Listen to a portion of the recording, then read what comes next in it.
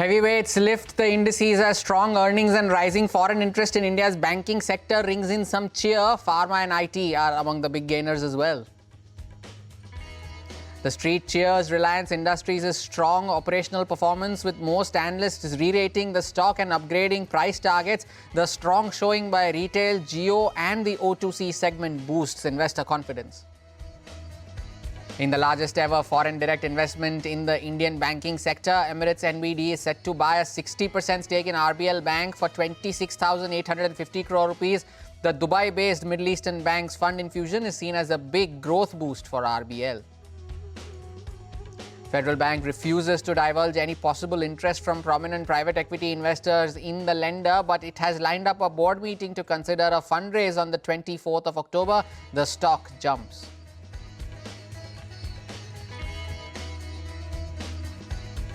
Good afternoon, you're with us here on CNBC TV18. You're watching Business Lunch. We are coming to you live from the CNBC TV18 Motilal Oswal studios, this decked up studio. And from all of us here at CNBC TV18, we wish you a very, very happy Diwali and a very prosperous new year as well. And a happy Diwali for the street as well. The benchmark indices doing as they left off from last week, moving from strength to strength. The Nifty now again nearing the highest point of the day, back near the mark of 25,900, almost the double hundred on the index yet again. And it is the index heavyweights that are powering the Nifty ahead, but none better than Reliance Industries. 3.5% now, almost 4% higher now on Reliance Industries.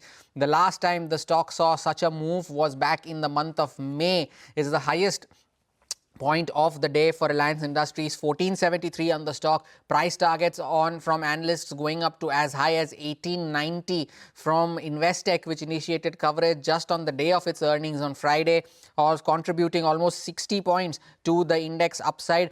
And very valuable contributions also coming from Bharti Airtel, Axis Bank, Infosys and State Bank of India, all of them contributing to the gains on the Nifty. In fact, State Bank of India at a record high in today's trading session, making going past the previous levels of 912, currently trading at 908, but made an intraday high of close to 914. What's not doing well though, the only sore spot in today's otherwise very good day of trade has been ICICI Bank, and that has been the top loser on the Nifty. That is a top point contributor to the index downside as well.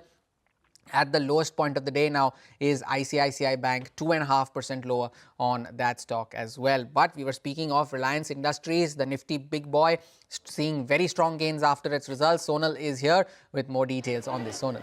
Oh yes, it's a strong set coming in from Reliance Industries, a top-down beat which was led by their retail business, their auto-chemicals business and digital services business as well.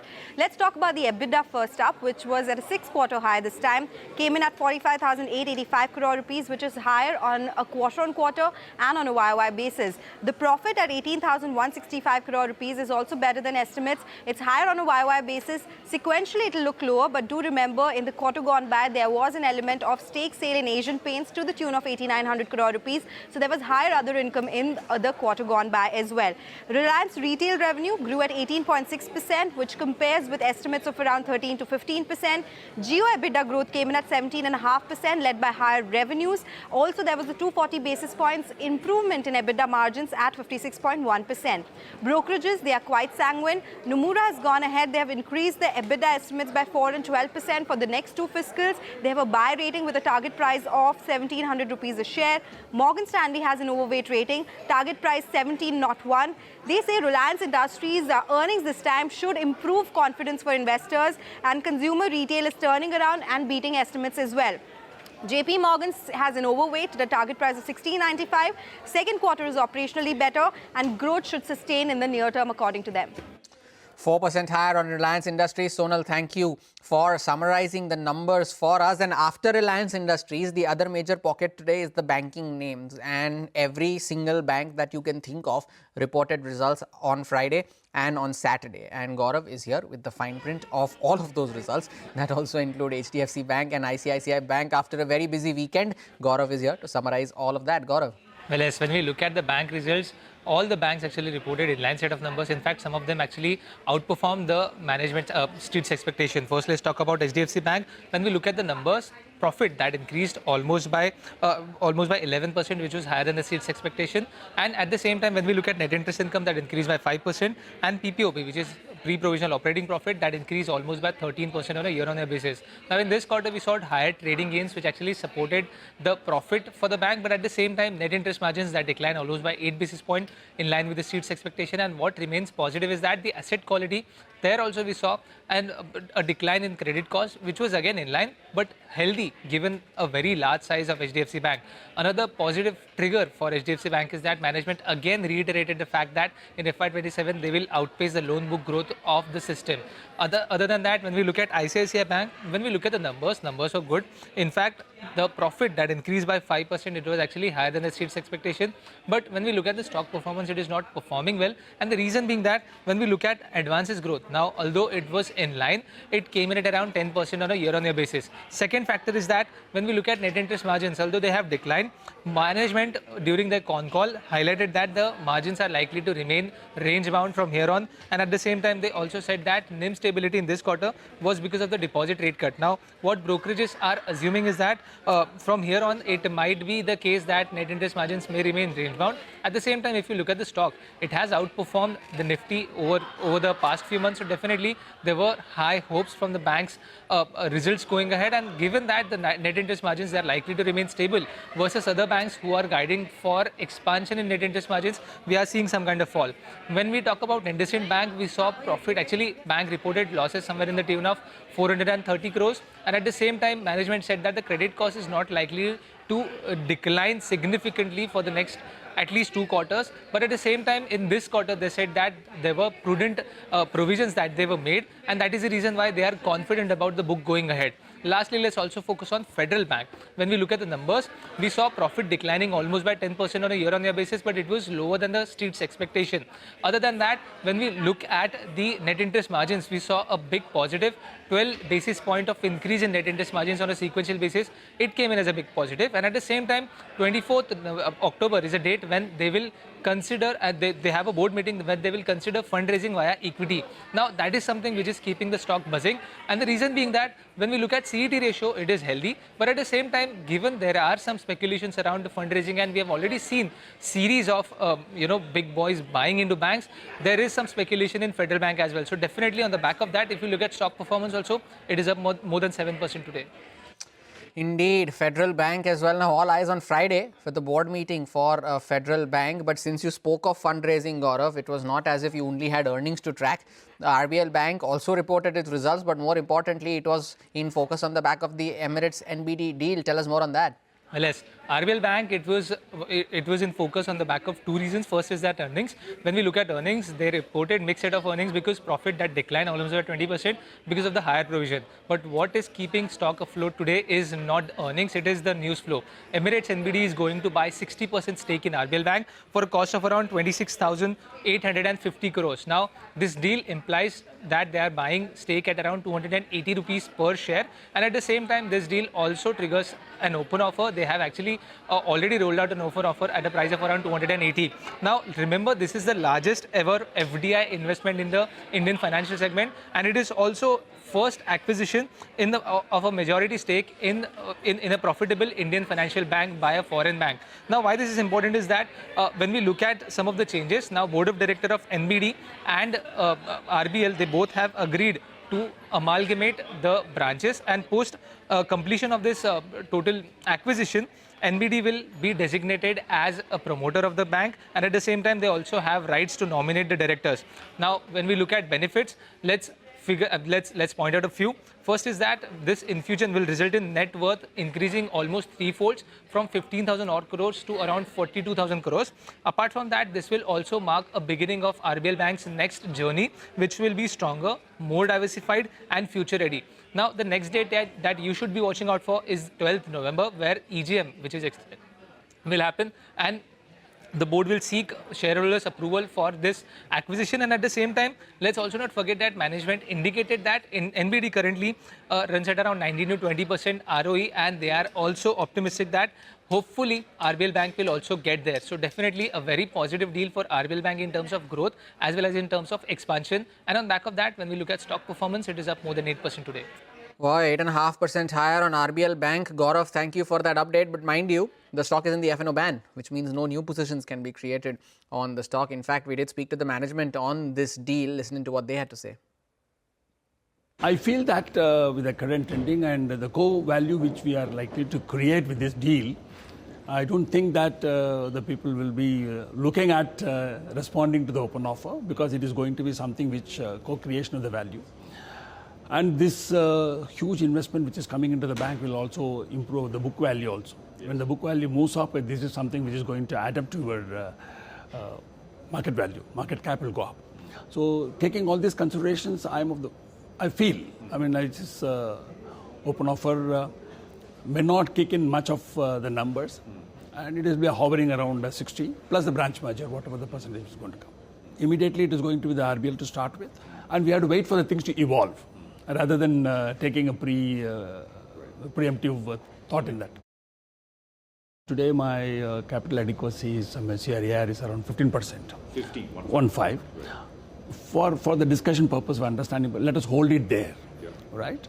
In the expanded capital of 42,000, I am going to maintain that as a set aside for the purpose of regulatory capital. So somewhere around 6,000 crores or something like will be set aside. So the remaining around 35,000 crores is something is going to be available for us to expand the business, taking some investment part of it and other things, and a conservative of around 8 times because some of the will go for distribution investment and things like that, technology upgradation and things like that. Leaving those aside, possibly the very rough calculation will make us the 8 times if I do it, and it has an ability to grow the asset to the tune of around 2.5 lakh crores. This is something which is a big opportunity. This is not a one year story, it's a 3 to 5 year story what we have been thinking among ourselves. However, the deeper calculations are required to be done and will work much better.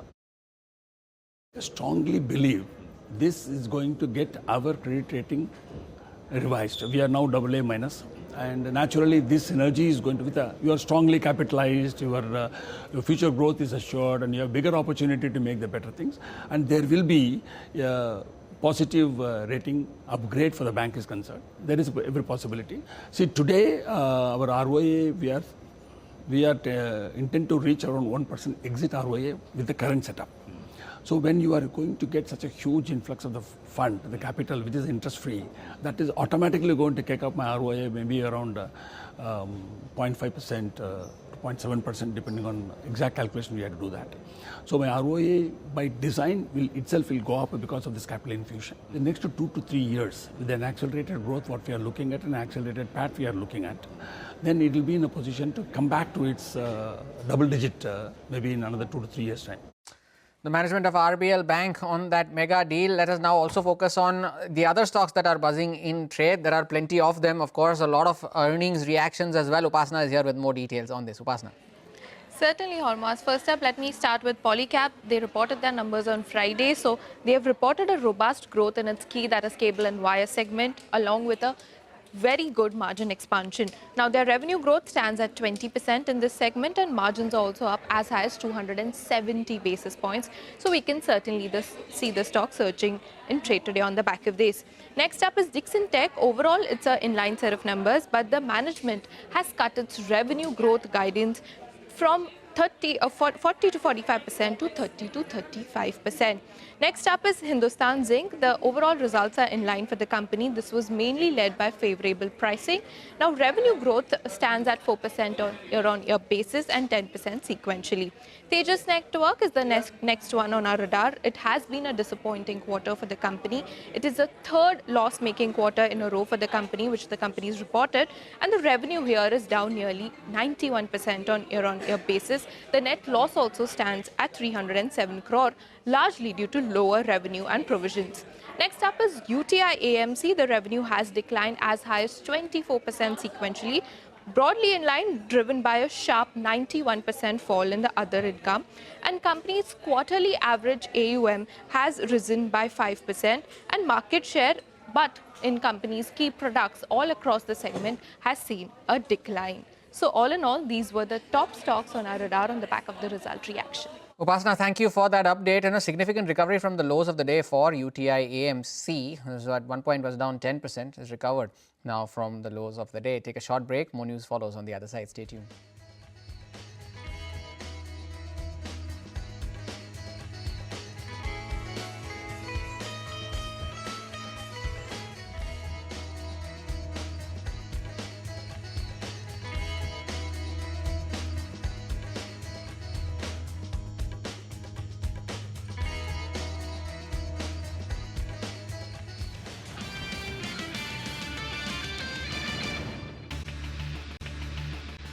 Welcome back. Now, sources close to the Tata Group say that the Tata Trusts is planning to consider renewing the terms of two trustees at Sir Dorabji Tata Trusts. A circular seeking the renewal of Venu Srinivasan's term as trustee of the Sir Dorabji Tata Trusts has also been issued. All trustees have to give their approval for the renewal of terms for the two trustees before the 23rd of October. Now, sources say that Meli Mistri's term is also likely to come up for renewal soon. On to some geopolitical news now pertaining to India. US President Donald Trump has reiterated that Prime Minister Narendra Modi had told him that he is, quote unquote, not going to be doing the Russian oil thing. Trump has warned that India will continue to pay massive tariffs if they don't discontinue the Russian oil purchases. Listen in. I spoke with Prime Minister Modi of India, and he said he's not going to be doing the Russian oil thing, so that's it. But why would India say that they're not going to do? I don't know, but if they want to say that, then they'll just continue to pay massive tariffs, and they don't want to do that. Now, moving on, as investors head into the new Samvat, questions are abound. Now, has India's dream run finally paused, or this is just a catch-up phase before the next leg begins? We spoke to a few market veterans. Listen to what they had to say. India has done very badly this year relative to peers, emerging market benchmarks. So over 5 years, India has still done better than EM and China and all. Maybe only US has done better. But this year, India has had its worst relative performance in 30 years, which is some 25-27% underperformance in 10 months. Right. That beyond a point does not last. Second is, what are the reasons why FIs are selling? I've been feeling that the world is interested currently, and not feeling that, you can see with data, that the world is putting a little bit of its global money into non-US markets. And it is not that they are doing it as a longer term play. Even currently this year, non-US has beaten US by more than 10%. So S&P is up some 13%. World excluding US is up some 23-24%. Right. So you can do it because you are upset with US policies or tariffs. But there's performance as well. And there is so it's not that I don't like US. Little bit only. And so if the rest of the world is getting money, so if the US is at 65%, if they reduce 3% for US, or 2%, and give it to the 35% part of the market, for them it is 6-8% growth. In that, we have a valid claim that we should also get money. But instead, India has been losing, or people have been redeeming. I think that had to do with the extra tariff and the isolation. And hopefully of that India. also perhaps. That I think is getting over. This bull market started originally with PSUs in defense and railways and all. This bull market by no means is over. Right. I think the PSUs took a backseat. Right. If they privatize, for example, or sell big stakes, why are they holding on to NALCO or SAIL and the others? So PSUs generally are beaten down, neglected, other than the defense and all, which are of course doing fantastically well.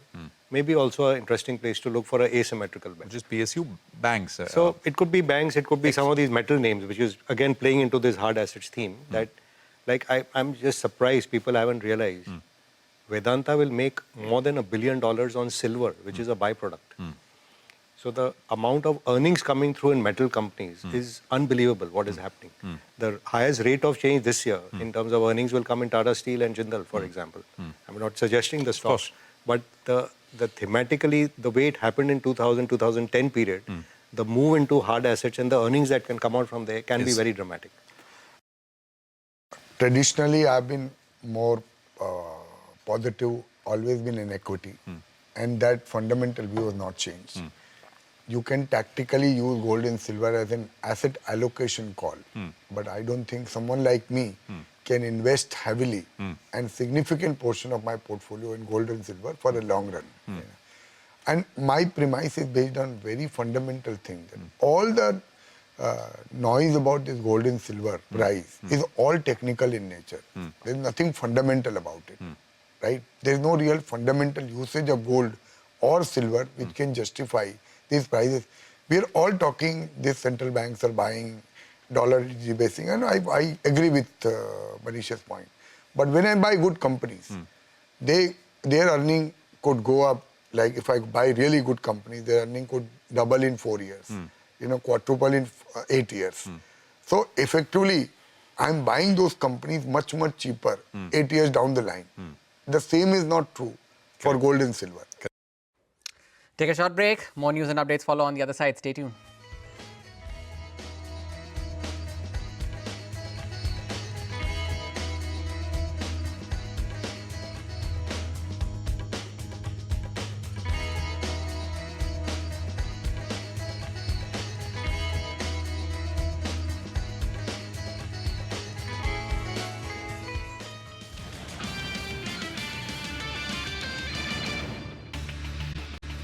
Welcome back. Now, after a long-drawn peace truce between Hamas and Israel, the Israeli Defense Forces launched a new wave of strikes against Hamas militant targets in the southern Gaza Strip. The next report tells you more.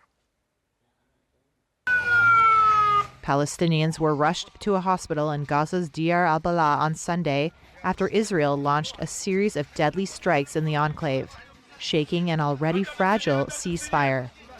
The Israeli military said some strikes targeted militants in the southern area of Rafah who had launched an anti-tank missile and fired on its soldiers, killing at least 2 of them. In a statement, the armed wing of Hamas said it remained committed to the ceasefire agreement in all of Gaza, adding that it was unaware of clashes in Rafah and that it had not been in contact with groups there since March. The new ceasefire took effect on October 10th, halting 2 years of war, though the Israeli government and Hamas have been accusing each other of violations of the ceasefire for days. We want to make sure that it's going to be very peaceful with Hamas. And as you know, they've been quite rambunctious. They've been doing some shooting, and we think maybe the leadership isn't involved in that, some rebels within. But either way, it's going to be handled properly. It's going to be handled toughly, but properly. Is the ceasefire still in place? Yes, it is. But Sunday's flare-up was the most serious test yet to the ceasefire agreement. While bulldozers were used to search for bodies of Israeli hostages in Han Yunis, hundreds of people gathered in Jerusalem Sunday to pay their respects to Uriel Baruch, an Israeli hostage whose body was returned to Israel. Israel says Hamas, which had released all 20 remaining living hostages it had been holding since the October 7th attack, is being too slow in handing over bodies of deceased hostages.